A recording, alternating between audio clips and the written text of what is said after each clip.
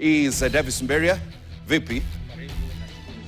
Does it feel like Christmas already? Tayari tumeanza Christmas, shamra zipo madukani, tunaona unga chapati, naenda sana. Unga wa chapati unaenda sana. Roger, tell me, how are you doing? Thank you. Let me just go back to unga wa chapati. No, nowadays unga wa chapati is not something unique. Kwa mtaani najua kila siku asubuhi naambuka unaona kwa jirani chapati zina. Okay, tell me, it may not be unique to you. Exactly. But kuna ule mtu ni kitu yenye anatamani. Kwa hivyo Mberia anatamani chapati. Chapati muhimu. Senator Msumba, good to have you. How are you doing, Sedo? I'm very much fine. I'm not really necessarily associated with chapati nowadays, but I will agree with him. Yes. Gone are the days when chapati will move Christmas, bring Christmas closer to our doorsteps, similarly to rice. And again, as it is, I think it's that month that everything is captivated by chapati, rice, and everything. I think we are there, and even where you are standing closer to is that Christmas tree, which signifies the essence of us being into the Christmas. More so it has been defined by whatever tournament that is happening in unfamiliar kind of environment, that's being December. So as to say, Christmas has been spiced up with so many things. Yes, and Daniel Kariuki. Unajua kitu Eshtemi anasema chapati siku hizi hata kwa barabara tu utapatana naye na ununue. Na imeshuka bei, by the way. Siku hizi 10, 15, you are good to go with the chapati. Hiyo ni kushuka. Tulikuwa tunanunua shilingi 5. Oh, imepanda. Tumeanza kaka, ndio tumeanza. Ni wakati wa chapati, kumbe imepanda bei. Daniel Kariuki, ndio tumeanza. Ati tuna tune guitar. Nina kutune ting ting. Ati wanafanya nini? Wanaruka. What do you have for us today? Today we are going to dwell on AFCON, just like you have said, it is the biggest tournament in the continent. And so today we are also having a question. We are having a Twitter poll, or rather a social media poll. We are asking who will win AFCON 2025. The tournament is set to kick off on Sunday with Morocco facing Comoros. They're going to be hosting Comoros. Of course, they're the ones who are hosting this tournament. So we are asking who will win AFCON 2025. You can share your thoughts at Hassan Juma, at R_Okenye, at Dani Kariuki 254, at Dennis Otachi, our producer.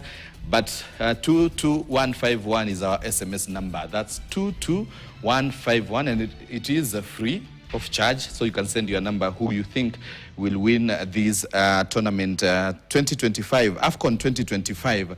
You can send the SMS 22151. And also, we have our phone lines are open. You can call in live and tell us what you think about AFCON 2025, the team that you are supporting from Sunday, the team you think is going to carry the day, or rather have the win in this tournament. And of course, those numbers are appearing on your screen, so you can start calling in live, and then we are going to share those, or rather your sentiments. And also, we are having the 10 games for this weekend. Now we have these 10 games that we have chosen for this weekend. We are having these 10 matches. We are having KCB facing Shabana. We are having Bandari Mathare United. Bandari will be welcoming Mathare United. Nairobi United faces Gor Mahia. Newcastle United will be facing Chelsea. And Tottenham Hotspur will be welcoming Liverpool. At Aston Villa will be welcoming Manchester United. Then RB Leipzig will face Bayer Leverkusen. Juventus will be facing AS Roma as Genoa welcomes Atalanta. Villarreal will be hosting Barcelona in this weekend's game. These are the 10 games that we chose for this weekend. Which team do you think, or rather, what's your take? Hapa unafikiria ni timu gani, unaona game gani itakuwa kali sana?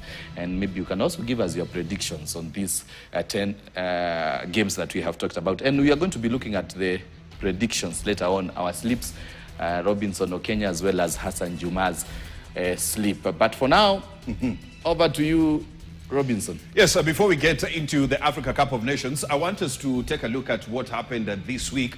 That's something that stood out. And what am I talking about? The FIFA Best Awards were held in Qatar. And I want us to take a look at the winners. We had Dembele coming out as the best men's player. Mberia, harkwara karaka tu. Dembele, Osman Dembele winning this award and he has also won the Ballon d'Or. This has been his year.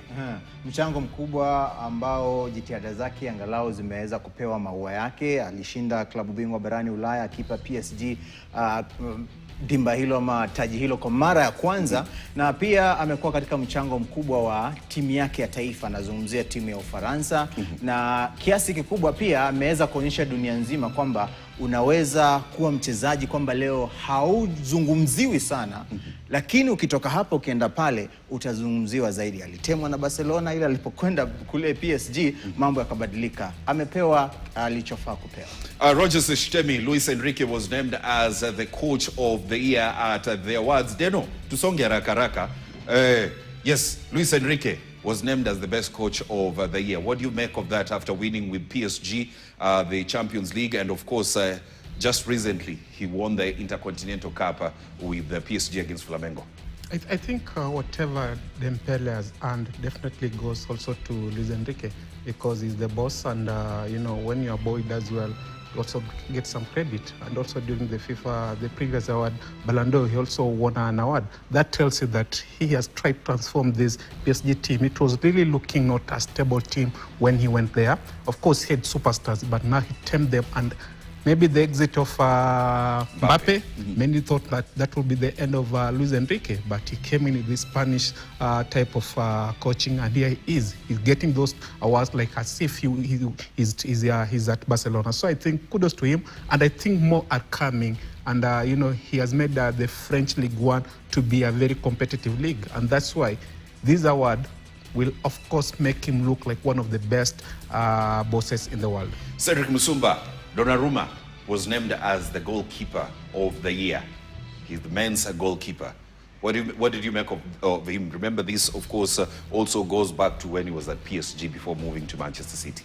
Definitely, the results actually was reaching to an essence that Donnarumma could have just have come up as the best goalkeeper, given that back then at PSG, he was the one actually who was commanding that PSG all from back. And you could see what he did for PSG, all the saves and everything that made PSG to come trumps end of that particular season as the Europa. The champions of Europe. Yes. And necessarily, if you look at how he has been doing his job back then at the PSG under the stewardship of Luis Enrique, vis-a-vis all the young players that were surrounding him in that particular midfield, that was bound to come. He was working in a team that was really working for him. Unlike now at Manchester City, you can see he has actually sold in so many goals, despite the fact that Man City has been going ahead to win. But the kind of goal that has actually been allowed, danger, space that has been exposed in, has made him to soak in so many goals. He's a good goalkeeper when he's shielded enough. And going by how this award was being given, if it was mapped back when he was coming from PSG, then he deserved it. But back at Man City, he need actually to still stand tall and continue working hard if he want to maintain that kind of level. So let's take a look at the FIFA best men's best 11. In goalkeeper, rather in between the sticks, you have Gigi Donnarumma. In defense, you have Hakimi, Pacho, Van Dijk, and Mendes. In midfield, you have Pedri, Vitinha, Bellingham, and Cole Palmer. And then in attack, you have Dembele and Yamal. Briefly, Beria, nani hakuhitaji kuwa hapa kwa mtazamo wako? Najua utasema Van Dijk. Van Dijk nitasema hivyo, lakini pia nahisi kwamba David Raya ambaye ni baadhi ya walinda lango pia wazuri, nahisi kwamba angekuwa hapa. Pale hii ni best 11. Best natambua hilo. Kwa hivyo najaribu kuongeza wale wachezaji ambao nahisi kwamba waliachwa nje lakini hawangefaa kuachwa nje. Unanielewa sio kwa hivyo David Raya, baadhi ya walinda lango ambao nahisi kwamba wangetengeneza. Kwa hivyo unasema kwamba Donnarumma hangekuwa pale. Yupo sawa. Sasa unajua ni 11. Basi 11. So wangekuwa sasa kama unaweka Raya inamaanisha umtoe Donnarumma. Kwa hivyo najaribu kupatia mtazamo wangu. Shtemi amesema hayo ni yako. Shtemi, who doesn't deserve to be here? Ngumu. I think from where I sit, though Declan Rice didn't win anything with Arsenal, but he deserved to be where Bellingham is. That's for my... Makes sense. Yeah, for my... Cedric Musumba, who doesn't deserve to be here? Cole Palmer. Cole Palmer. He wasn't anywhere in UEFA. He has just picked up at a Club World Cup. That's why he has actually done some wonders. So if it goes by how team played in UEFA, I necessarily think that Cole Palmer shouldn't be there in that particular lineup. We have the likes of Fabian Ruiz, who and again I think should be actually in that particular list. Leave alone you have also Ruben Neves, who and again, if not Ruiz, Neves could have been fit well into that particular team. Yes, so this is the FIFA men's, rather the best FIFA men's 11 after the awards that were held recently. So I want us to move away from this. Let's quickly take a look at the results from the slips from last week. They know 20 Rakaraka results as last week. Mara Sugar got a 2-0 win against Kariobangi Sharks. Police settled for a barren draw against FC Leopards. Tusker got a 2-0 win against Sofapaka. Chelsea with a 2-0 win against Everton. Liverpool 2-0 win against Brighton. Fulham with a 3-2 win against Burnley. Roma with a 1-0 win against Como. Atletico with a 2-1 win against Valencia. Leverkusen 2-0 win against Köln. And Freiburg held Dortmund to a 1-all draw. So, nani alishinda? Tuanze na Kariuki. Ulipata ngapi? Kariuki, I think this time you... ile wanasemanga unaachia mtu kidogo afurahie. Oh, Kariuki got 8. Oh, Hassan alipata 8 pia. Rooftop kumbe ifanye vibaya. And then Kariuki also got 8. And yours truly 9 out of 10. So, this week's sleep.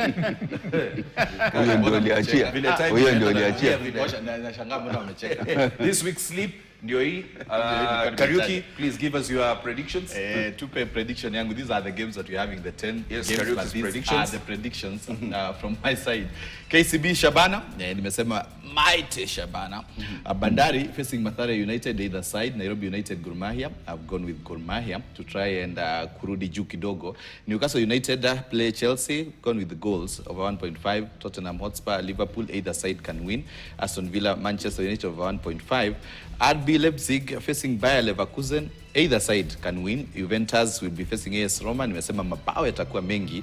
Genoa facing Atlanta, either side. And then Villarreal, Barcelona, I've said either it's a draw or Barcelona. We have Hassan's. Tuangalia Hassan, rooftop. Hassan, rooftop. Yes, KCB, amesema Shabana. Bandari Mathare is very confident. Bandari. Nairobi Gor Mahia amesema Gor or draw. Newcastle versus Chelsea over 1.5. Tottenham versus Liverpool, Liverpool or draw. Villa versus Man United over 1.5. Leipzig versus Bayer Leverkusen, either side. Juve, Roma, amesema Juventus. Genoa, Atalanta, either side. Villarreal, Barcelona, amesema Barcelona. Aya, tuangalie za Robi faster. KCB Shabana over 1.5. Bandari Mathare, Bandari or draw. Nairobi United, Gor Mahia, naona Gor ama draw. Newcastle United versus Chelsea over 1.5. Tottenham versus Liverpool over 1.5. Villa versus Man United over 1.5. Leipzig, Bayern, Bayer Leverkusen over 1.5. Juve, Roma or draw.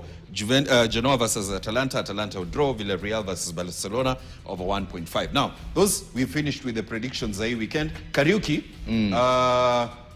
ulikuwa umeuliza swali. Nilikuwa nimeuliza nani atabeba AFCON 2025. As simple as that. Yes, who will win AFCON 2025. Nakwambia unaweza tuma your SMS to 22151 and it is free.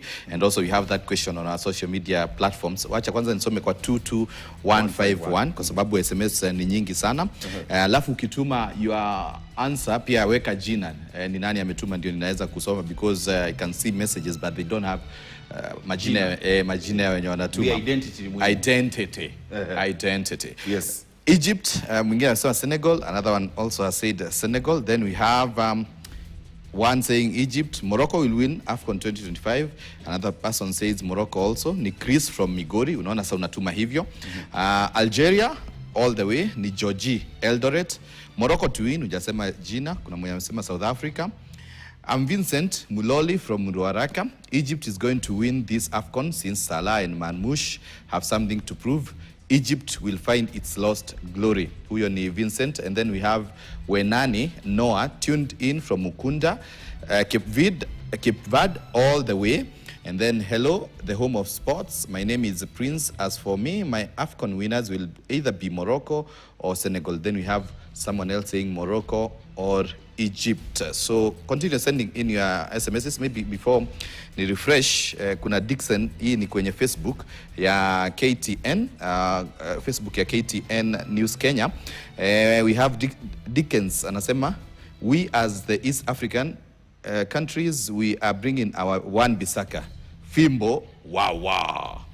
Clinton Onyango anasema huyu ananienjoy kwa sababu Kenya haiko kwa AFCON surely. Eastern Central, I'm the same one, Bisaka.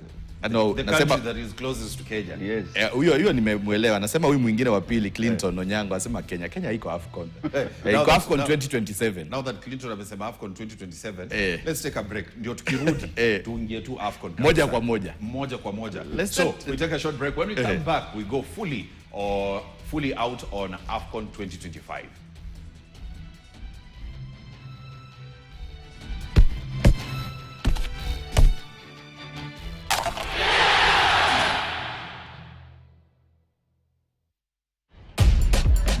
Morning routines, daily hustle. But there's always time for the game. Some go by instinct. Others run the numbers. Some live for the thrill. Some play chill. No matter who you are or how you play, only emotions count. This is your moment, your move, your success formula. Bets for everyone. Reveal yourself. 1xBet.